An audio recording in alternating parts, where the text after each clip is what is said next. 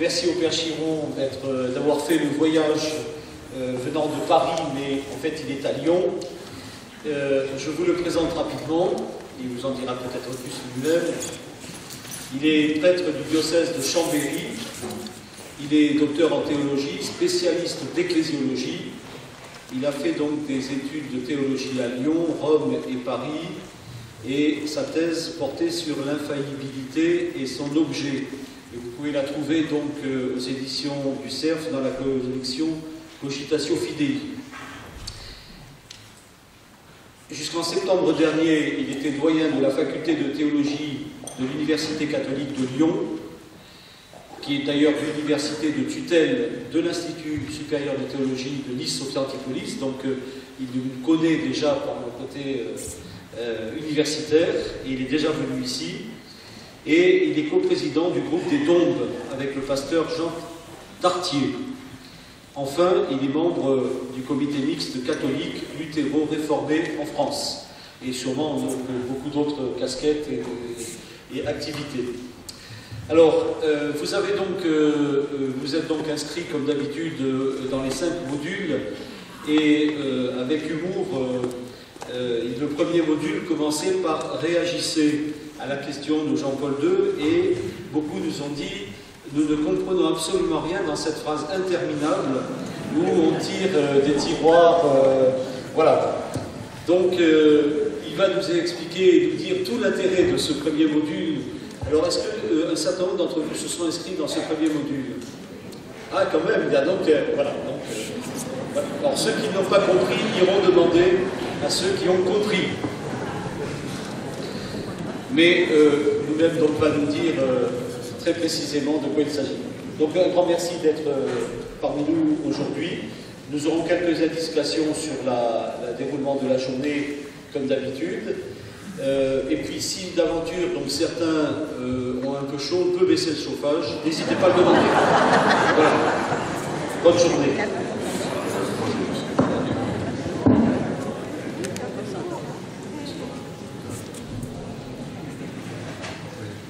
Jusqu'à quelle heure?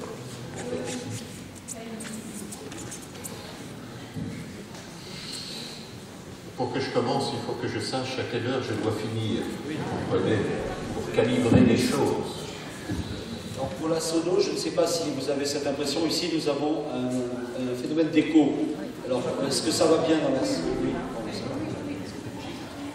Est-ce que tout le monde a la feuille aussi? Oui. Alors ceux qui n'ont pas la feuille lèvent la main, on la fait passer. Voilà. Voilà. Petit Arsène, ici.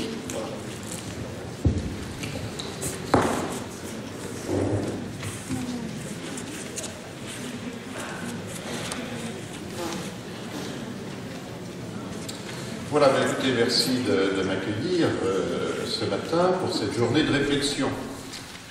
Alors, écoutez, c'est normal que vous ne sachiez pas déjà tout, hein, que vous ne compreniez pas tout, hein, sinon je serais venu pour rien. Alors, vous avez au moins une feuille et peut-être deux. Donc je pense que vous avez la feuille de citation du Concile Vatican II. Je vais en rechercher. Il en manque quelques-unes, mais apparemment ça va venir. Et puis je pense que certains d'entre vous ont reçu une feuille où il y a en fait le résumé de ce que je vais vous dire. Hein. Donc, si vous l'avez à portée de main, ça pourra éventuellement vous soutenir dans mon propos.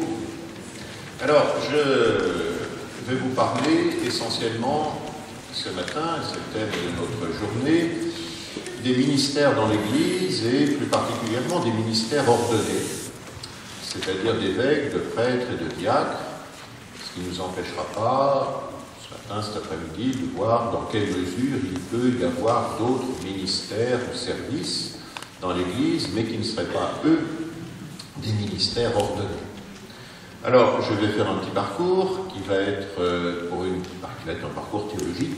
Hein, ça demande un peu le recul qu'exige une petite réflexion théologique, quelques références à l'Écriture, quelques références à l'histoire, parce que j'aime bien faire un peu d'histoire pour voir comment on en est arrivé là, Et puis, tout cela ponctué par les textes de Vatican II que vous avez pour la plupart sous les yeux et qu'on verra brièvement l'un après l'autre.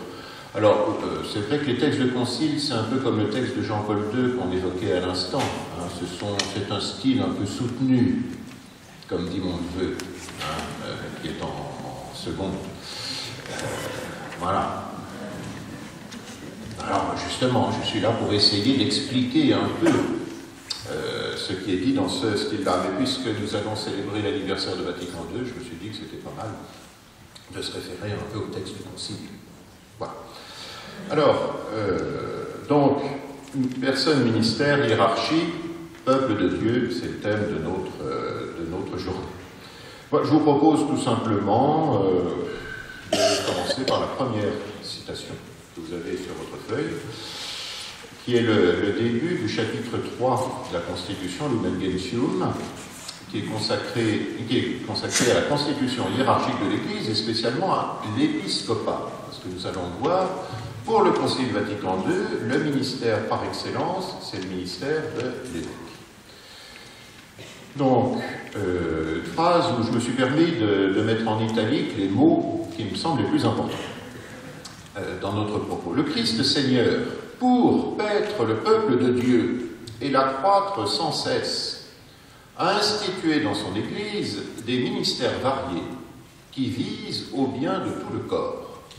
En effet, les ministres qui disposent du pouvoir sacré sont au service de leurs frères pour que tous ceux qui font partie du peuple de Dieu parviennent au salut. Ça vous semble plus clair que Jean-Paul II tout à l'heure? Oui? Non? Il ne faut pas que ce soit trop clair non plus, parce que je suis là pour expliquer. Bon, je rappelle que vous avez le droit de mettre des questions de côté pour le début de l'après-midi, hein, après le forum, pour qu'il y ait un échange entre eux. Également, un peu plus loin, cette charge que le Seigneur a confiée au pasteur de son peuple est un véritable service qui, dans les Saintes Écritures, est appelé de façon significative diaconia ou ministère. Alors, vous voyez, non, je reviens à Lumen Gentium 18, ministères variés, donc des services variés, des ministères. Je viens de le dire, je parlerai surtout aujourd'hui des ministères ordonnés, d'évêques, de prêtres et de diacres. Cela n'exclut pas forcément qu'il y ait d'autres ministères, mais ils ne sont pas du même ordre, si je puis dire, pas de même nature que les ministères ordonnés. Donc des ministères variés qui ont été institués, vous voyez le terme, par le Christ Seigneur.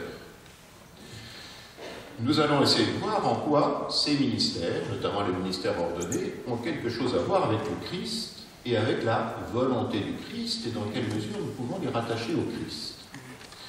Mais, alors, on vous a dit tout à l'instant dans ma présentation que j'appartenais à des groupes écuméniques, groupe des dons, comité mixte. Hein. Nous allons voir aussi dans notre petit déroulement qu'il n'apparaît pas explicitement, évidemment, dans l'Écriture, que le Christ a institué le ministère des évêques, et à côté le ministère des prêtres, et à côté le ministère des diacres. Hein? Si vous lisez le Nouveau Testament, ça n'apparaît pas avec évidence. Voilà pourquoi, je le dis au passage, la question des ministères est une des questions les plus délicates actuellement dans le dialogue écuménique. Hein? Les questions qui touchent à l'Église en général et aux ministères en particulier sont parmi les plus délicates. Je ne vais pas tellement en parler ce matin, éventuellement on pourra en parler cet après-midi, parce que nous n'avons pas tout à fait la même façon entre catholiques et orthodoxes d'une part et protestants d'autre part. Nous n'avons pas tout à fait la même façon de comprendre ce que l'Écriture nous dit sur ces ministères. Mais en même temps, je tiens à dire qu'on a fait du progrès dans le dialogue écuménique, il faut bien qu'il serve à quelque chose quand même. Donc, des ministères variés institués par le Christ, j'ai presque envie de dire le mot le plus important, c'est pour. Voyez, pour paître le peuple de Dieu. Pour que tous ceux qui font partie du peuple de Dieu parviennent au salut. Les ministères, ils sont en vue de, ils sont au service de. Et au service de quoi? Eh bien, vous avez peuple de Dieu, deux fois, au début et à la fin, et corps, voilà, pour le bien du corps. Nous avons donc une réalité première qui est l'Église, ici appelée peuple de Dieu ou corps, et une réalité qui est au service de cette réalité première, qui est la réalité des ministères, hein, le pour. Et un des grands acquis, je pense, de la réflexion théologique et de Vatican II, c'est de redécouvrir la dimension, excusez-moi, vous allez me dire, c'est pas la peine d'être venu ce matin pour entendre ça, mais de redécouvrir la dimension ministérielle des ministères. C'est-à-dire le fait que les ministères d'évêques, de prêtres, de diacres sont au service de l'ensemble du peuple de Dieu, de l'ensemble du corps du Christ. Peut-être qu'on aura le temps, dans le 2 mots d'histoire que je vous dirai, de voir en quoi on a peut-être à certains moments d'histoire, on l'avait peut-être un peu perdu de vue. Donc des ministères au service du peuple de Dieu, au service de leurs frères. Vous voyez le mot service, hein, la citation suivante nous dit que c'est la traduction du mot ministère, diaconia. Donc, le corps du Christ, le peuple de Dieu, a son service des ministères.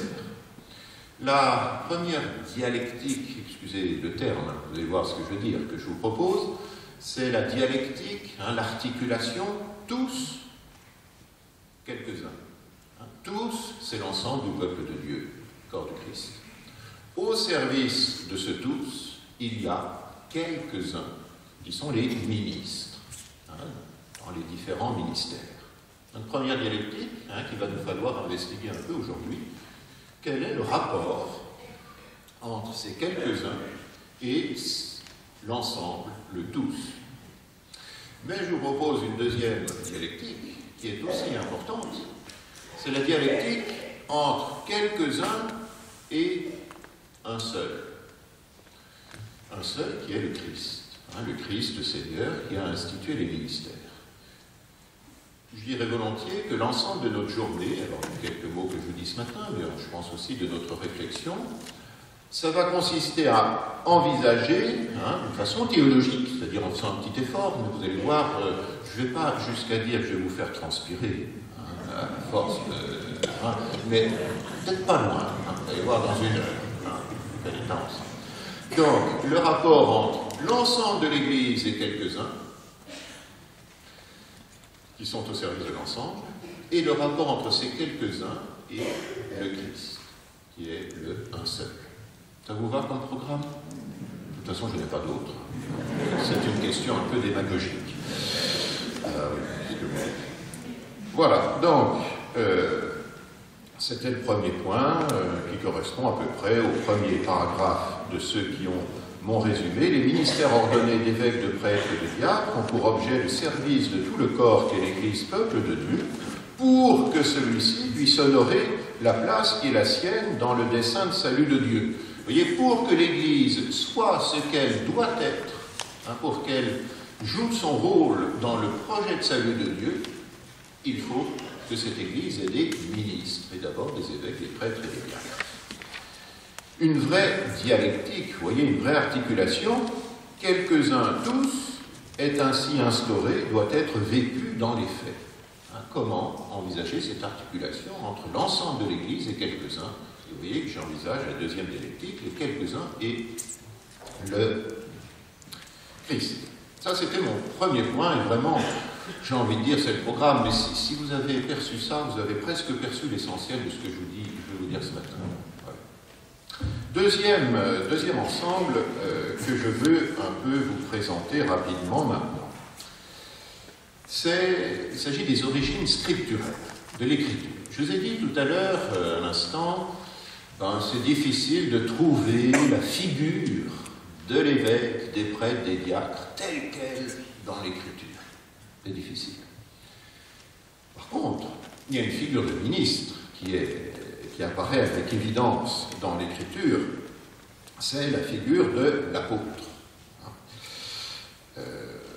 Et vous voyez, cette figure de l'apôtre va nous permettre de mettre les ministres en relation aussi bien avec les tous, l'ensemble de l'Église, qu'avec un seul, le Christ. Parce que l'apôtre, c'est cette réalité qui fait un peu le pont, si je puis dire, la médiation entre l'unique qu'est le Christ et l'ensemble du peuple de Dieu. Pour que l'unique qu'est le Christ soit présent dans l'ensemble de son peuple, il faut le ministère de l'apôtre ou des apôtres. L'apôtre, les apôtres. Si vous voulez savoir ce que c'est qu'un apôtre dans le Nouveau Testament, vous vous référez à la figure de Saint Paul. C'est pas compliqué. C'est l'apôtre par excellence. L'apôtre, c'est le témoin du Christ ressuscité. Premier mot important, témoin. Envoyé par le ressuscité. Deuxième mot important, envoyé par le ressuscité. Pour, vous voyez, dès que je parle de ministre, il y a toujours un pour annoncer, eh bien, justement, cette bonne nouvelle de la résurrection. Vous voyez, témoin du ressuscité, envoyé par lui pour annoncer cette bonne nouvelle du ressuscité. En d'autres termes, pour annoncer la parole. Voilà. Et qu'est-ce qui va se produire? Quelle va être la conséquence immédiate de l'annonce de la parole? Si on était moins nombreux, je vous poserais la question, mais il faut que je progresse. Donc, essayer de répondre in petto. Qu'est-ce qui va se produire quand la parole est annoncée? S'il y a des auditeurs et s'il y a des personnes qui entendent cette parole, il y a une communauté qui va se constituer. Une communauté qui naît de l'annonce de cette parole. Donc, vous voyez que qui dit l'apôtre, c'est exactement ce que je viens de vous dire. En amont de l'apôtre, il y a le ressuscité, le un seul. Et, ce sont des images, en aval de l'apôtre, il y a la communauté, un seul, tous.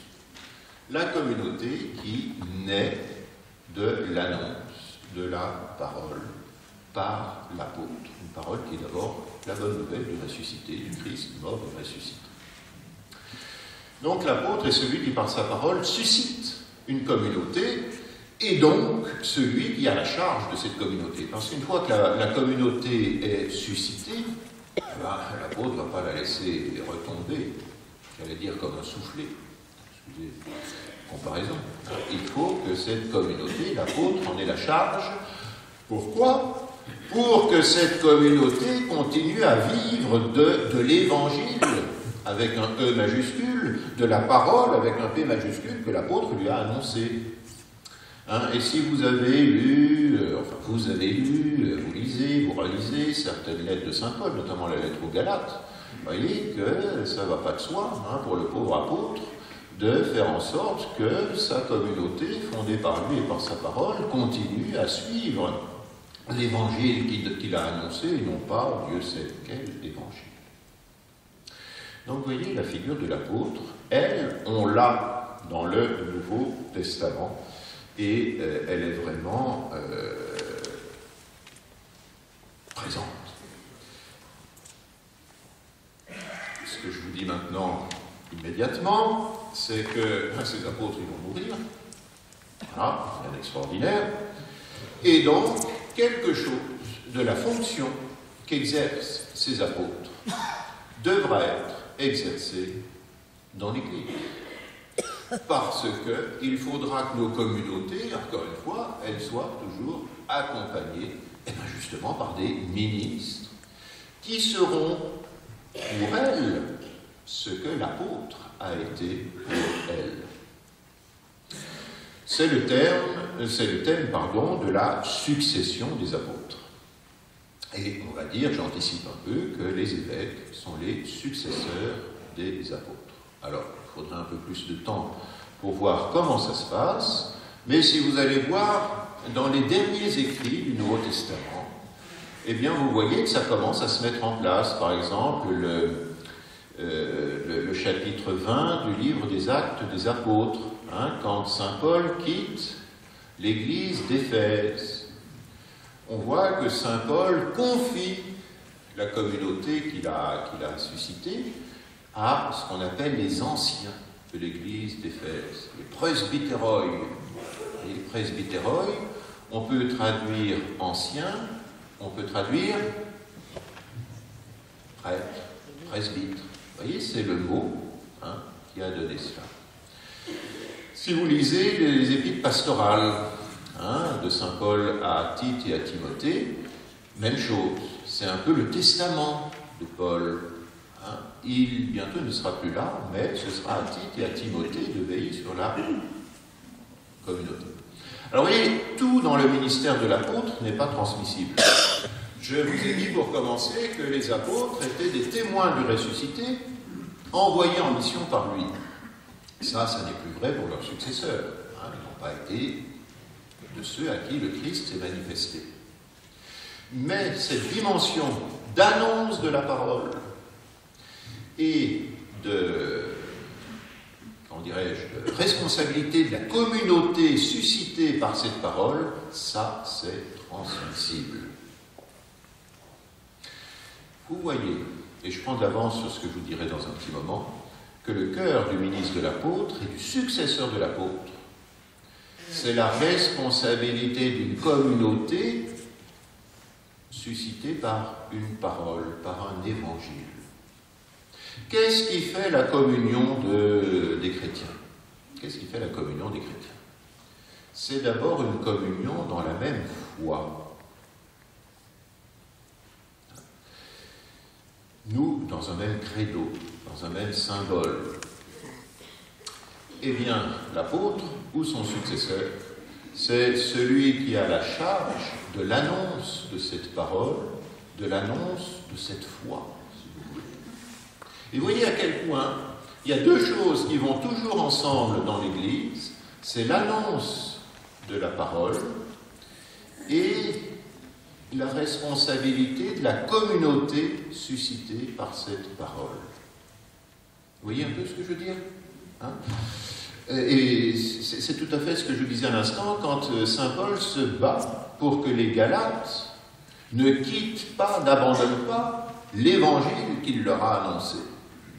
Parce que s'il n'y a plus cet évangile-là, il n'y a plus la communion dans l'évangile, donc il n'y a plus l'Église. Puisque l'Église, c'est d'abord, encore une fois, ceux qui sont rassemblés par une même parole et dans une même foi. Voilà, mais j'aurai l'occasion de vous en redire deux mots différents. Alors, donc, les successeurs des apôtres. Alors, et c'est là, vous voyez, je fais la parenthèse écuménique, qu'il y a eu, mais on commence à y voir plus clair, un petit débat écuménique. Il semble bien que la figure des successeurs des apôtres, elle a d'abord été collégiale. Que ce sont d'abord des collèges de ministres qui ont eu la responsabilité des communautés et que la figure de l'évêque individualisé, tel que nous le connaissons maintenant, a mis une ou deux générations à prendre forme. Des collèges qui étaient peut-être présidés par quelqu'un, vous voyez ce qu'on appelle en latin un primus inter pares, un premier parmi des égaux. Et ce n'est qu'au bout de quelques dizaines d'années que ces collèges ont laissé la place, si je puis dire, à l'évêque individualisé que nous connaissons maintenant.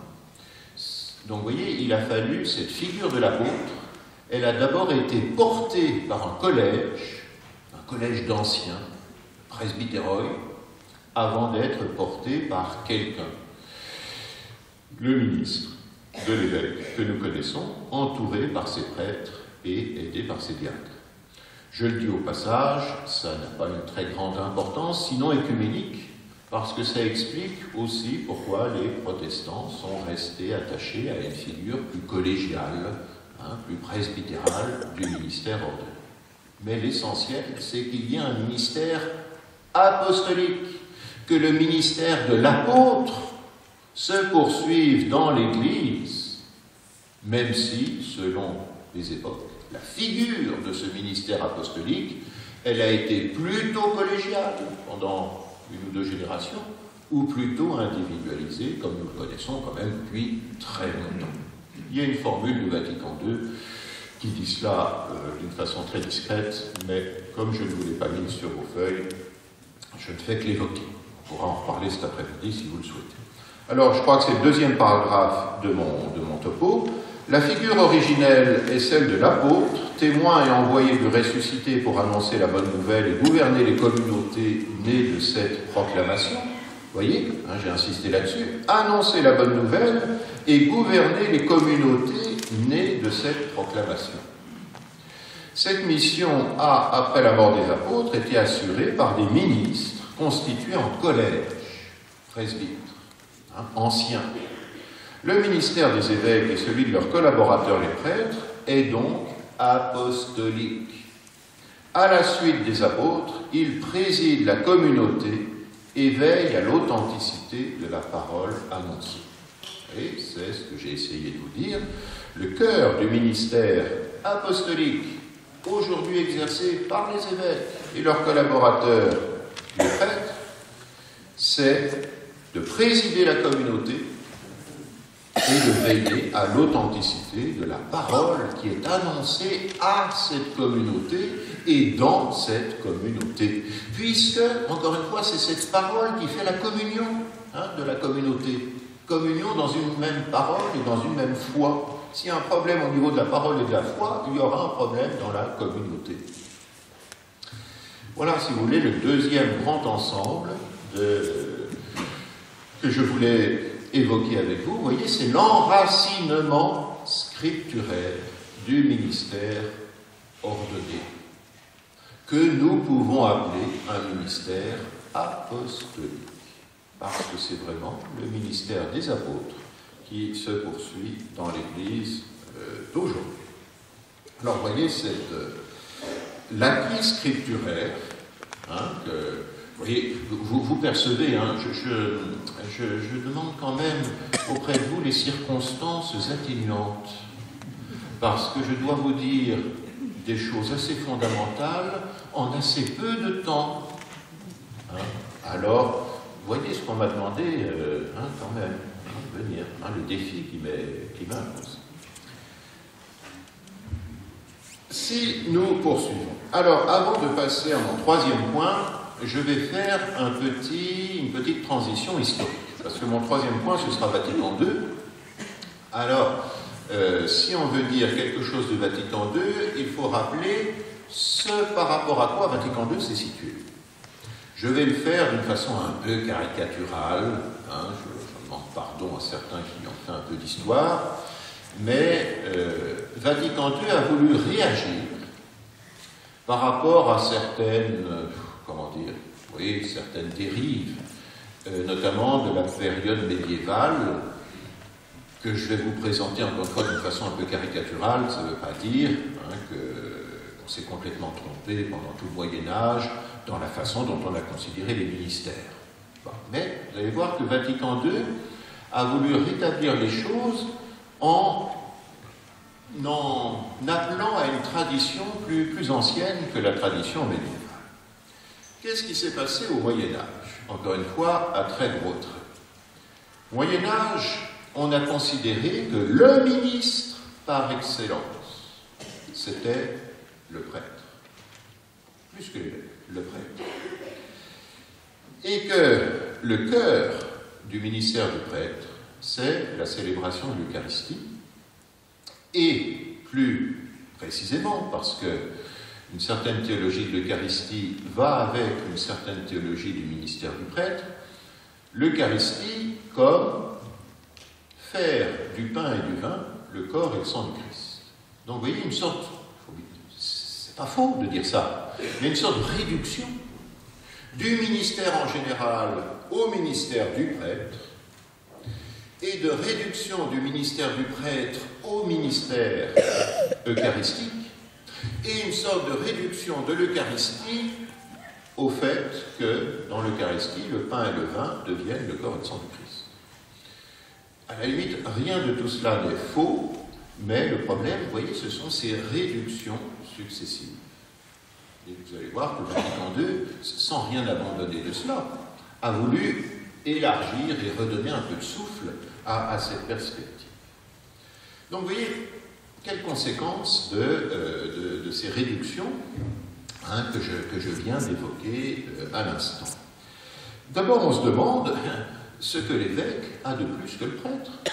Ah oui, parce que si le ministre par excellence, c'est le prêtre, et si être prêtre, c'est avoir le pouvoir, la potestas, de faire du pain et du vin le corps et le sang du Christ, je suis désolé, quand c'est un évêque qui célèbre l'Eucharistie, le pain et le vin ne sont pas plus le corps et le sang du Christ que quand c'est un prêtre. Je suis bien d'accord. Donc, vous voyez, on perd de vue, dans cette perspective, ce que l'évêque a de, entre guillemets, de plus que le prêtre. Première conséquence. Et, de fait, croyez-moi sur parole, mais vous pouvez vérifier, vous vous inscrivez, il y a des cours à l'Institut de théologie, pour vérifier si ce que je vous ai dit est pertinent. On perd de vue cette spécificité du ministère de l'évêque. Ça ne veut pas dire que les évêques n'ont pas un pouvoir dans l'Église du Moyen-Âge, au contraire, ils peuvent avoir un grand pouvoir. Mais par exemple, on peut très bien administrer un diocèse en étant évêque de ce diocèse sans avoir été ordonné évêque. Voilà, on l'administre parce qu'on est le fils d'une grande famille seigneuriale du Moyen-Âge. Bon, mais on n'est pas ordonné évêque. Alors, pourquoi ? C'est la deuxième conséquence, justement, de cette réduction médiévale. On va distinguer, on va dire que tout prêtre, tout prêtre, à son ordination, reçoit un pouvoir, et quelques prêtres reçoivent un deuxième pouvoir. Le pouvoir que tous les prêtres reçoivent à leur ordination, eh bien, c'est le pouvoir que je viens d'évoquer. C'est le pouvoir de faire du pain et du vin, le corps et le sang du Christ. Parce que tout prêtre célèbre l'Eucharistie. C'est ce qu'on va appeler le pouvoir d'ordre.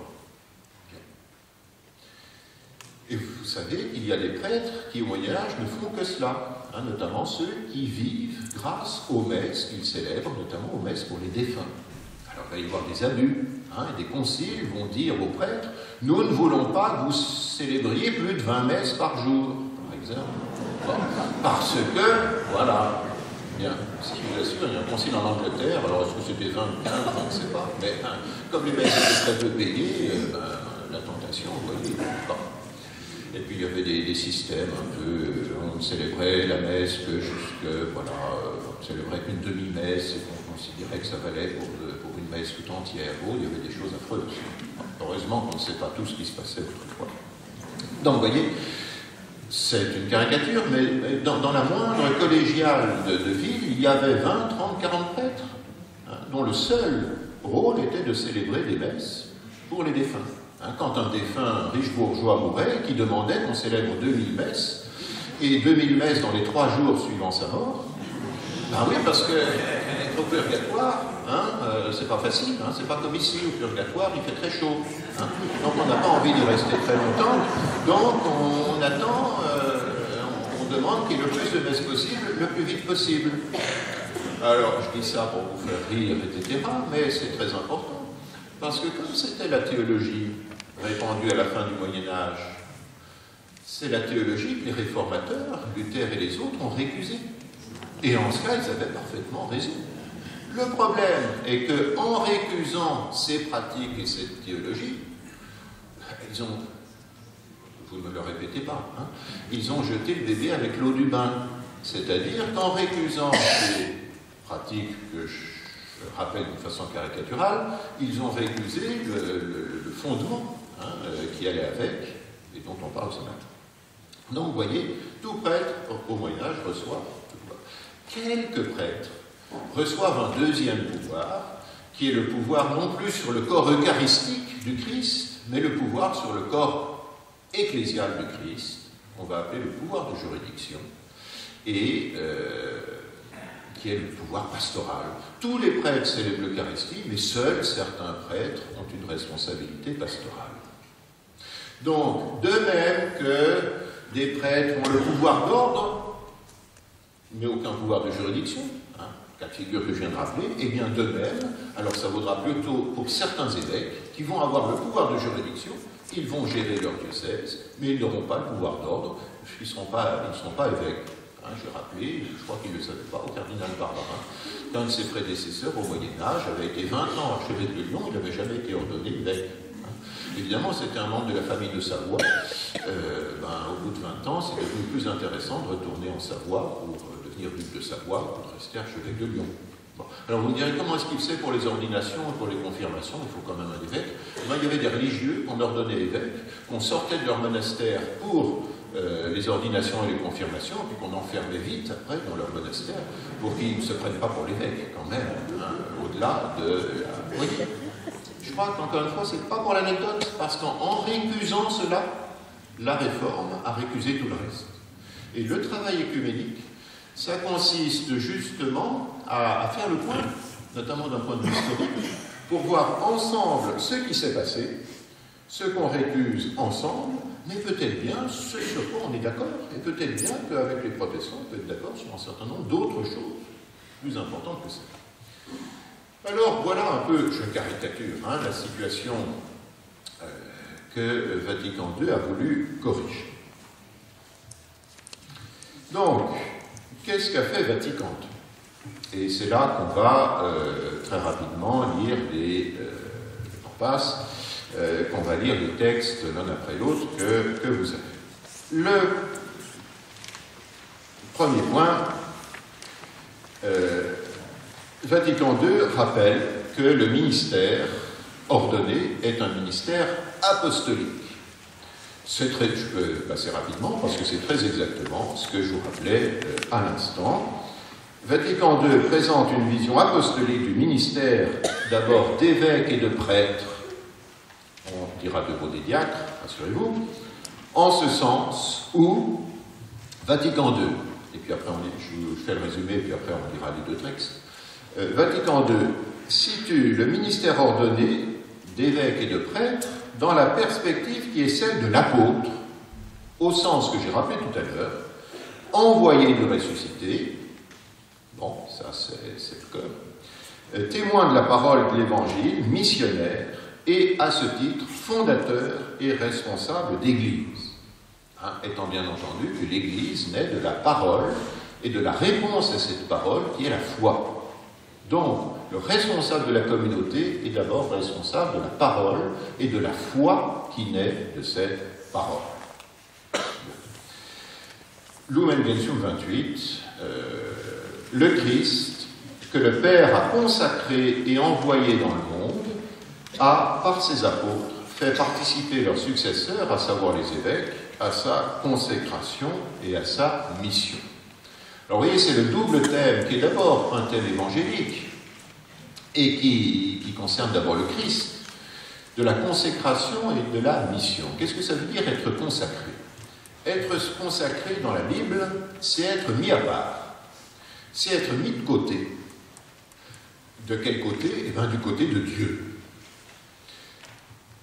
Voilà, étymologiquement, c'est ça, être consacré. C'est être donné à Dieu, mis du côté de Dieu. Mais attention, dans la Bible, la consécration n'est jamais une fin en soi.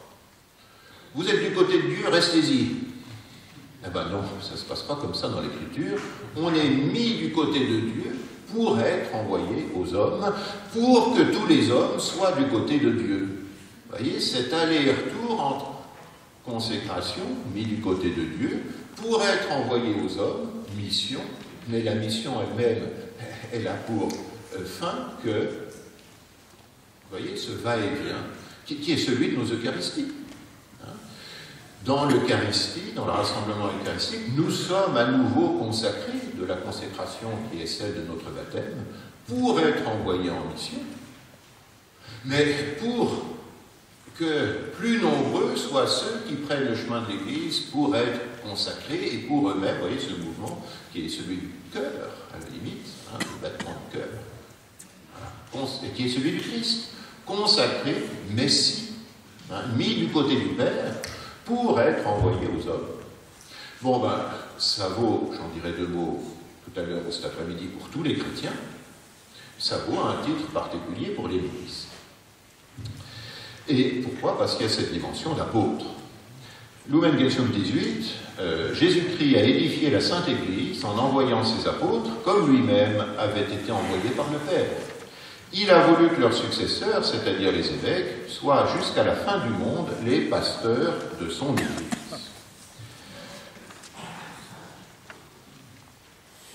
Voilà. Et puis, Lumen Gentium 20, on va le lire. Je vous ai mis une citation du catéchisme de l'Église catholique, numéro 1536.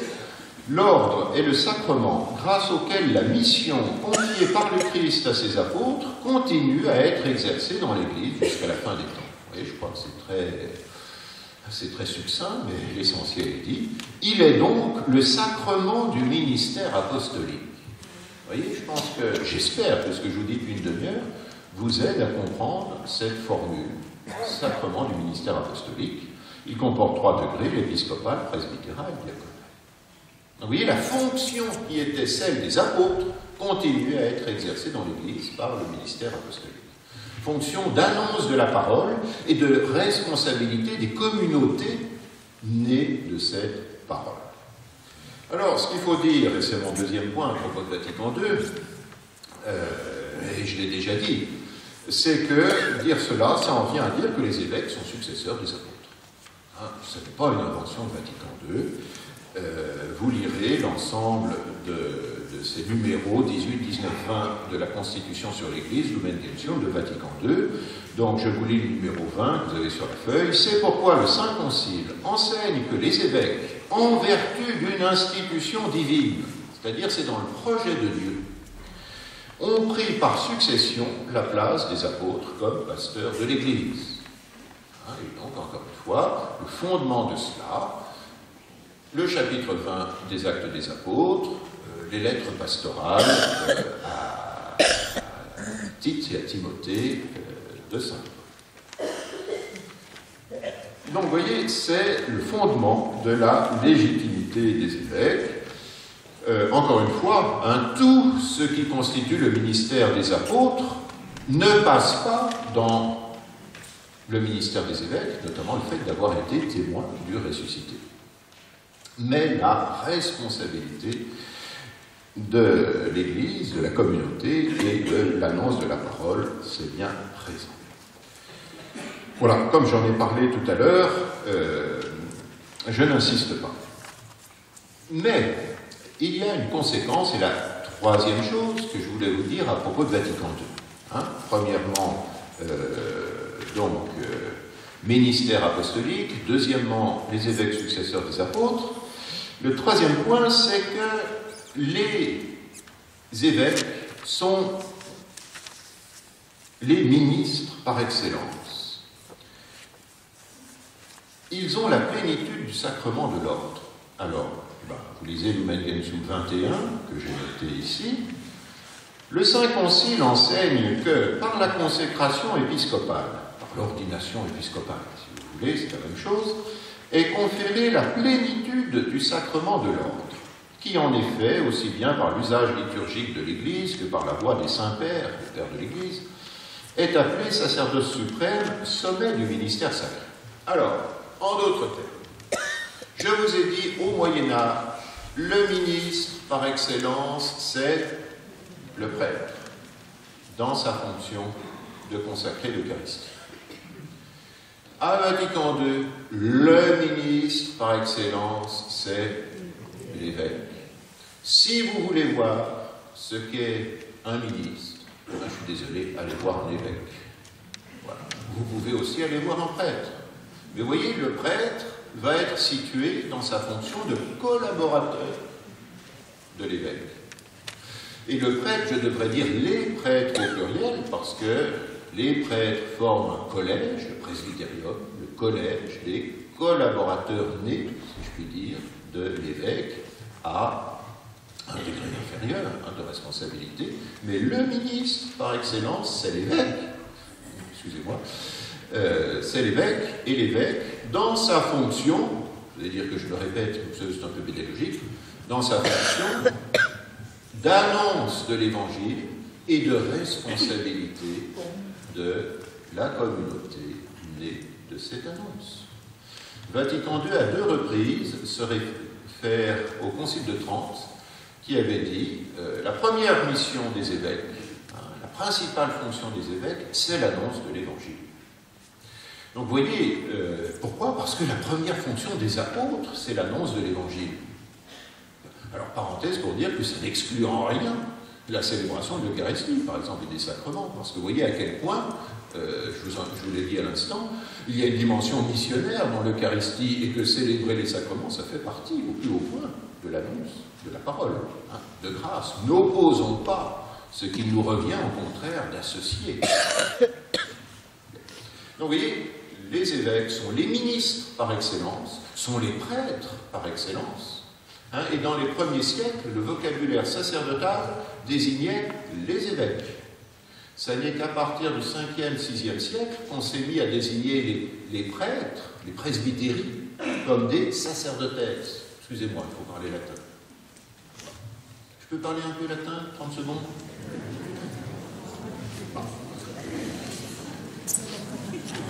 Il y a un passage de Vatican II que je ne vous ai pas mis, que vous pourriez à juste titre trouver un peu bizarre, qui nous dit « Les prêtres sont de vrais prêtres ». Vous savez, c'est bien la peine d'avoir réuni un concile œcuménique pour arriver à ce genre d'évidence. Il faut aller voir le texte latin. Le texte latin nous dit « Les presbytéries sont de vraies sacerdotesses ». Les presbytéries, c'est-à-dire les successeurs de ces collèges d'anciens qui avaient la responsabilité de l'Église, ce sont de vraies sacerdotesses, ce sont de vrais prêtres au sens revêtus du sacrement de l'ordre comme collaborateurs des évêques. Voilà. Mais je vais vous en dire peut-être un mot tout à l'heure. Je crois que j'anticipe. Voilà. Quatrième chose que je veux vous dire, vous voyez, c'est le troisième paragraphe de ceux qui ont le texte de mon résumé de mon intervention. Le Concile Vatican II a renouvelé la théologie du ministère ordonné comme ministère apostolique, premier point. Les évêques successeurs des apôtres, deuxième point, possèdent la plénitude du sacrement de l'ordre, ils sont les ministres par excellence. Et maintenant, quatrième, avec les prêtres, leurs collaborateurs, ils exercent le ministère de la communauté. Alors voilà, entrons maintenant un peu dans les détails. Moi j'aime beaucoup cette expression de Vatican II, qui nous parle du ministerium communitatis, du ministère de la communauté, c'est-à-dire du ministère de responsabilité de la communauté. Et je dis tout de suite en quoi, comme ça ce sera fait, en quoi consiste ce ministère de la communauté. Il a trois dimensions. L'annonce de la parole, depuis le temps que je vous dis, ça fait 3/4 d'heure que je vous en parle, vous commencez à le savoir, l'annonce de la parole est donc la vigilance, que dans l'Église ce soit bien la parole, l'Évangile qui soit annoncé, non pas je ne sais quel, voilà, discours qui prendrait subrepticement sa place. Donc l'annonce de la parole, la célébration des sacrements et la responsabilité de la communauté. C'est ce que Vatican II appelle les trois fonctions du ministère ordonné, les trois fonctions du ministère de la communauté. Dans un instant, je vais nuancer un peu. Mais voilà, l'annonce de la parole, célébration des sacrements et la responsabilité de la communauté. Alors ce sont les textes qui suivent sur votre feuille, le Vatican II. Celui qui a reçu le sacerdoce ministériel, donc le prêtre, l'évêque, forme et dirige en vertu du pouvoir sacré dont il jouit. Alors, nous ne laissons pas arrêter par l'expression pouvoir sacré. Le pouvoir sacré, c'est l'autorité. On parle de service, vous savez bien qu'il n'y a pas de service sans autorité, sinon le service n'est qu'un mot. En vertu du pouvoir sacré dont il jouit, il forme et dirige le peuple sacerdotal, à la direction de la communauté. Il célèbre le sacrifice eucharistique en la personne du Christ et l'offre à Dieu au nom de tout le peuple. Mais je crois que les choses sont dites encore mieux au numéro 20. Les évêques ont donc reçu, avec leurs collaborateurs les prêtres, le ministère de la communauté. Et en quoi consiste ce ministère? Président, j'ai mis le mot en italique, je vais revenir, à la place de Dieu, au nom de Dieu, au nom du Christ, en la personne du Christ, si vous reprenez l'expression du paragraphe d'avant. au troupeau dont ils sont les pasteurs, en tant que maîtres pour l'enseignement, prêtres pour le culte sacré, ministres pour le gouvernement. C'est dense. Mais j'essaye justement de vous décortiquer cela. Donc, vous voyez, ministère de la communauté. Vous voyez à quel point on ne fait que préciser ce que je vous ai dit dans la toute première citation. Hein. Une communauté et au service de cette communauté des ministres. Cette fonction, elle se répartit dans trois fonctions, l'enseignement, la liturgie et la responsabilité de la communauté. Alors, j'introduis, si vous le permettez, deux petites nuances, ou plus exactement deux précisions.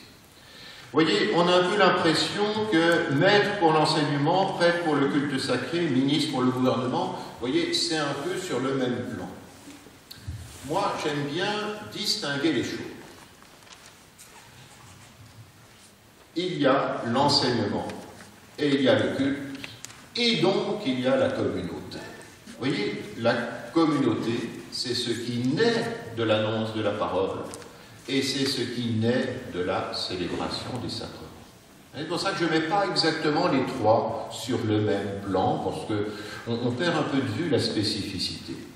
Hein, je vous ai dit à quel point la communauté naissait de la parole, et vous voyez bien qu'elle naît tout autant de la célébration des sacrements. La deuxième chose que je veux dire, je reviens au présider.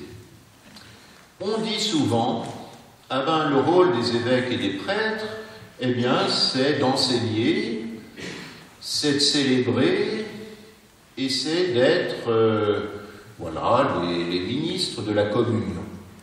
Alors c'est vrai, mais, et là j'attire quand même votre attention sur l'importance de ce que j'essaie de vous dire. La fonction des prêtres, c'est d'enseigner. Je veux bien, mais à la limite, d'enseigner, d'annoncer l'Évangile. Tous les baptisés ont la fonction d'annoncer l'Évangile. Par leur vie, dans leur travail, les catéchistes, les professeurs de théologie laïque, il y en a, ils annoncent l'Évangile à leur façon. On dit le propre des prêtres, c'est de célébrer. Mais j'espère bien qu'à la messe, vous n'êtes pas passifs. Hein, tous célèbrent. Bien. Et le souci de la communion, j'ose espérer que tous ceux que vous êtes, tous autant que vous êtes, vous avez le souci de la communion dans les communautés où vous êtes présents. Donc vous voyez que le propre des ministres ordonnés, évêques et prêtres à la suite des apôtres, ça n'est pas d'abord annoncer l'Évangile, célébrer et avoir le souci de la communion, puisque tous les membres du corps doivent porter ses soucis, ses responsabilités. Non, Vatican II nous dit, le propre des ministres ordonnés, les évêques et leurs collaborateurs, les prêtres avec eux, c'est de présider à l'annonce de la parole. C'est de présider à la célébration des sacrements, et c'est de présider à la communion des communautés. Vous voyez la différence? Vous voyez la différence? Non, mais parce que c'est important. Hein. Vous allez me dire, on le savait déjà. Bon. Présider. Alors, présider, ça ne veut pas dire tout faire. Ça veut dire veiller à ce que tout se fasse, et, excusez-moi, à ce que tout se fasse dans l'ordre. Alors, l'ordre, pas forcément l'ordre militaire, hein, j'ai rien contre, mais pas exactement l'ordre de l'Église, mais dans l'ordre, dans la cohérence, dans la communion, dans la charité. Voyez? Présider à l'annonce de la parole, et ça veut dire aussi ce qu'on appelle la fonction magistérielle, c'est-à-dire s'il y a des choses qui sont dites ou enseignées qui ne sont pas dans la ligne de l'Évangile, avoir le droit et même le devoir de rectifier. Présider à la célébration des sacrements. Tous célèbrent dans l'Eucharistie, tous offrent, mais un seul préside. l'offrande de tous. Et enfin, la responsabilité de la communauté. Un certain nombre de baptisés peuvent avoir de vraies responsabilités dans la communauté, et tous doivent avoir le souci de la communion. Mais seul le ministre ordonné va présider. Alors, présider, certains vont dire, oui, mais oui, ça fait un peu conseil d'administration, présider un conseil d'administration. Mais d'abord, le mot est dans Vatican II. Mais alors, présider à la place de Dieu. Et vous avez, juste en dessus, en la personne du Christ. Présider, c'est tout sauf quelque chose d'anodin. Comme on est à la fois dans le cœur de ce que je vais vous dire, et puis vers la fin, on s'approche de la conclusion, qu'est-ce que c'est et bon, lisons tout de suite le PO2C, l'avant-dernière citation. Les prêtres, Presbyterorum Ordinis, c'est le décret de Vatican II sur les prêtres. Les prêtres sont par l'ordination rendus capables d'agir au nom du Christ tête. Certains contestent un peu cette appellation. Pour moi, elle est importante. Et en vous disant ce que je vais vous dire, je vais anticiper sur la suite. C'est bien, ce sera toujours ça de prix en vue de la conclusion. Certains dans l'Église, vous voyez, je vais vous redire un peu autrement ce que je viens de vous dire. Certains dans l'Église, vous voyez, c'est toujours quelques-uns, tous, quelques-uns dans l'Église sont constitués pour le service de tous, représentants de la tête du corps qu'est l'Église. Et cela, c'est le sacrement de l'ordination d'évêques et de prêtres. Et quelques-uns sont constitués dans l'Église pour le service de l'Église, souvenez-vous bien de ce que je vous ai dit pour commencer, représentants du chef du corps, du chef de l'Église. Redit un peu autrement, quelques-uns sont dans l'Église, constitués représentants de l'autre que l'Église, qui est le Christ. Et pour cela, il faut un sacrement, qui est le sacrement de l'ordre. Je pense que vous allez mieux saisir ce que je vais vous dire quand je vais situer à côté de cela ce qu'on appelle les ministères ou les services rendus par des laïcs. Pour moi, les ministères ou les services rendus par des laïcs, peu importe le vocabulaire, vous avez vu, ministère et service, ça veut dire la même chose. Ministère, services rendus par des laïcs, ce sont des services rendus par des membres du corps pour les autres membres du corps. Vous voyez la différence qu'il y a entre des services rendus par des membres du corps, au titre de leur baptême, qui les a fait membres du corps du Christ, aux autres membres du corps. Et Dieu sait que c'est important, et que c'est une réalité qu'il ne faut surtout pas négliger, et qu'il faut au contraire encourager et susciter, que celle de services rendus par des membres du corps pour les autres membres du corps. Alors vous voyez qu'il y a une chose fondamentale dans ce cas-là, c'est la dimension du baptême. Ces ministères, ces services reposent sur le sacrement du baptême qui nous fait des membres, qui fait de nous des membres vivants du corps du Christ et capables de rendre des services. Alors, le plus souvent, il faudra aussi plus précisément une détermination de l'évêque qui confiera l'un de ces services pour lettre de mission, d'autres réalités, pour le concrétiser, pour l'officialiser. Oui, réalité de fond, le baptême, spécifié par une initiative épiscopale. Oui, mais des services rendus par des membres du corps pour les autres membres. En général ponctuels, pour un temps donné, définis par justement la lettre de mission, par exemple, qui va spécifier ce service. Donc vous voyez, nous avons là un domaine qui est riche et qui ne demande qu'à être exploité. Vous voyez, c'est un autre domaine que celui de ministères qui sont exercés toujours pour le service du corps, mais comme représentant de la tête du corps, comme représentant du Christ, prêtre et pasteur. Et ce sont, notamment pour l'évêque et le prêtre, vraiment ce qu'on appelle des ministères sacerdotaux, parce qu'ils consistent à représenter pour le corps l'autre que le corps, la tête du corps. Bon, vous avez le droit de ne pas être tout à fait d'accord. À ce moment-là, il faudra que vous me disiez pourquoi, cet après-midi. Vous avez aussi le droit, peut-être le devoir, de ne pas complètement comprendre. À ce moment-là, on pourra en reparler cet après-midi. Et voyez à quel point, pour cela, personne ne peut s'instituer de lui-même représentant de la tête pour le service du corps. C'est pour ça qu'il faut un sacrement célébré dans l'Église qui fait d'une personne le représentant de la tête pour le service du corps et pour donc la présidence de la parole et des sacrements qui font l'Église et donc la présidence de l'Église telle que je viens de l'évoquer. Bon, ben écoutez, vous trouvez que ça commence à faire pas mal, hein? Ben moi aussi. En plus que je commence à avoir un peu froid aux pieds, je sais pas.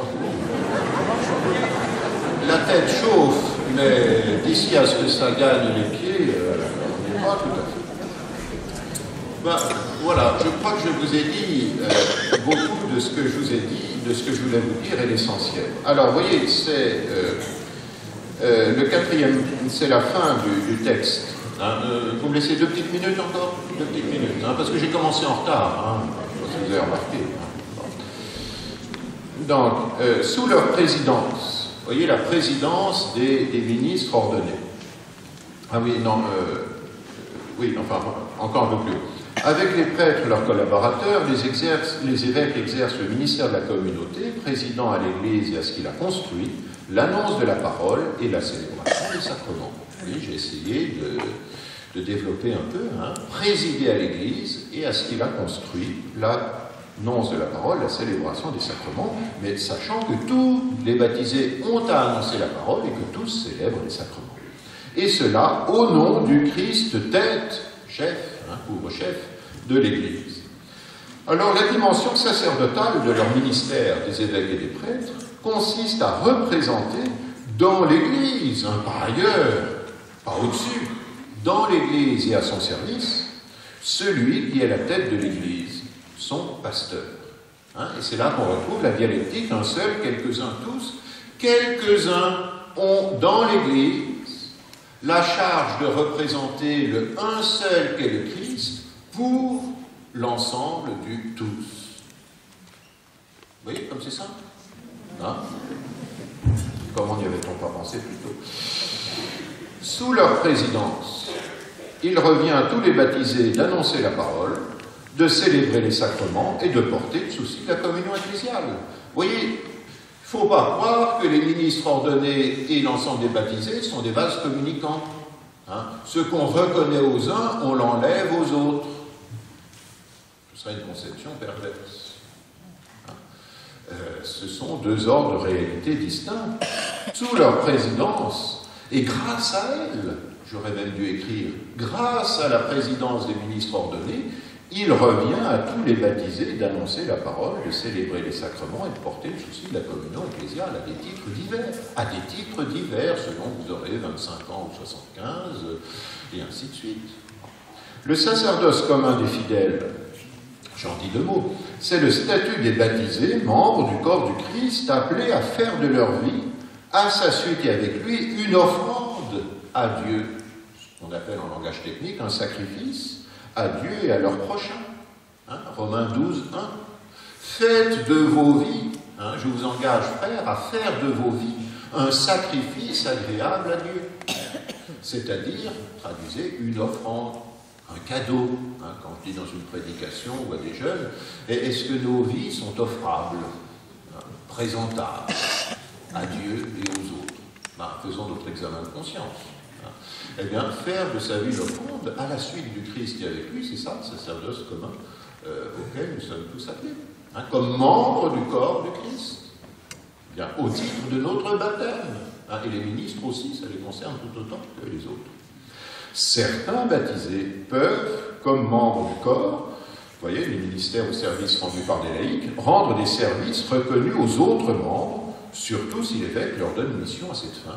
C'est ce que je vous disais tout à l'heure sur les ministères, services rendus par des laïcs, dont j'ai bien manifesté la spécificité. Et puis, je termine.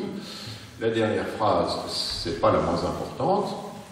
Il va de soi que c'est dans l'esprit qui suscite les charismes et ministères que le peuple de Dieu, corps du Christ, peut vivre une véritable unité dans la diversité des vocations. Ben oui, parce que tout ce que je suis en train de vous dire, je crois que pour que cela puisse être vécu, eh ben, il faut l'esprit. Il faut l'esprit. Vous voyez, sans l'esprit, l'unité devient uniformité et la diversité devient fragmentation. Voilà. Mais grâce à l'esprit, l'unité dans la diversité devient ce qu'on appelle communion, ou terme technique, catholicité. L'un des sens du mot catholique, c'est de désigner l'unité dans la diversité. Une unité qui n'est pas uniformité, qui n'est pas, voilà, je ne veux voir qu'une tête, bon, etc. Ça n'est pas non plus une diversité qui se désagrège en fragmentation. Lisez la première aux Corinthiens. Les ministères, et notamment d'abord les ministères ordonnés, ce sont des dons de l'esprit pour le service du peuple de Dieu, pour le service du corps. Alors je termine, et ben, je vais quand même en rajouter une couche en vous lisant la phrase de Jean-Paul II qui a provoqué l'interrogation, pour ne pas dire le scandale de certains, justement. Vous serez venus pour la comprendre. C'est vrai que c'est une longue phrase, oui, voilà. Bon, alors, on prend son souffle pour essayer de la lire, de la comprendre, si vous, ceux qui l'ont sous les yeux. Voit-on, donc le pape nous pose une question, voit-on s'affermir dans l'Église universelle et dans les églises particulières? Là, vous suivez. Bon. L'ecclésiologie de communion de la Constitution Lumen Gentium. C'est ce, entre autres, ce dont je vous parle depuis une heure. Un peuple en communion. Pour que cette ecclésiologie de communion, cette Église vécue comme communion existe, il faut donner la place qui convient au charisme, au don de l'esprit, aux capacités, au ministère, aux diverses formes de participation du peuple de Dieu, ce dont je vous ai parlé, être des membres du corps du Christ pour les autres membres, être représentant de la tête pour le service des autres, sans pour autant se prêter à un démocratisme et un sociologisme. Vous voyez, ça c'est évidemment le souci qu'on a souvent à Rome, et à raison.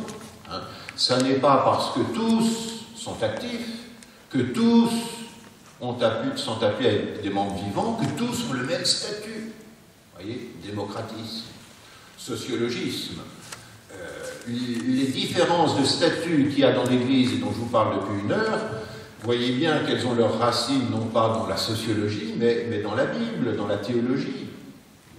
Sans se prêter à un démocratisme, un sociologisme qui ne respecte pas la vision catholique de l'Église, l'Église doit être aux yeux de Dieu, ni l'authentique esprit de Vatican II. Alors, voyez, je traduis.